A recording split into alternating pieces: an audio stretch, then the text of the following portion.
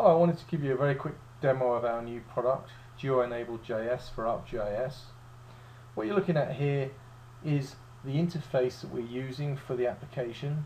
So we're maximizing the real estate of the map, and at the top we've actually got just some buttons which show off some of that functionality. So what do we mean by GeoEnable? What we mean by that is actually integrating data that's being pulled from a GIS, in this case ArcGIS, with data that's being pulled from a non-GIS system. So it could be a relational database. One of the areas that we've been focused on just recently is mining and working with the Acquire database, which is a relational database which is targeted at the mining industry. So geologists can go out in the field and collect samples and pull that data from the Acquire database and push any new samples back into that database. So how do we combine maps and the functionality of GIS with a system like Acquire? Well, that's what we've built here. So let's go ahead and just tap on the Show Object Data, and you'll see that we've added some new icons to the map. The icons we saw originally are actually a feature service being pulled from ArcGIS, and again you can tap on that particular point and see the attributes of the feature. We've actually got a vector base map behind this. The data that I just loaded, the new icons, is actually being pulled by a RESTful call from a relational database like Acquire.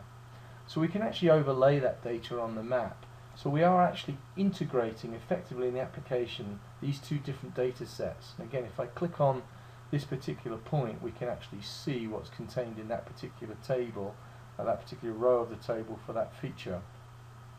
So what does that mean in terms of integration? That means that we can actually visualize data in a map that's coming from a non-GIS system. We can also analyze data that's coming from that non-GIS system. So if we wanted to use some GIS services against this data to dig deeper into it, we can actually do that without that data ever residing in ArcGIS. So some of the additional things that we've built into this application which are worth talking about is the key to this is the ability to store data on the device. So it's a cross-platform application. It runs on Apple, Android, Windows and BlackBerry. It's also a cross-device application. So it'll run on any of your devices, a PC, a laptop, a smartphone or a tablet. So that means you can take it in the field and use it. Now quite often connectivity is an issue in the field, and this application actually is able to store both the base map data, the GIS data and the non-GIS data locally in a database on the device.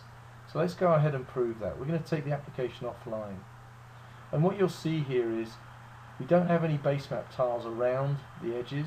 That's because we're not reaching over the internet anymore. We only are looking at the database itself, and I've already stored some data in the database, which is this vector data. What's also there? The feature service data is there, that's still there.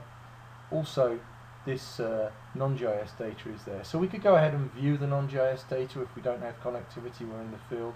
We could edit that data, and when we go back online, push both the non-GIS data back into Acquire, for example, or the GIS data into ArcGIS.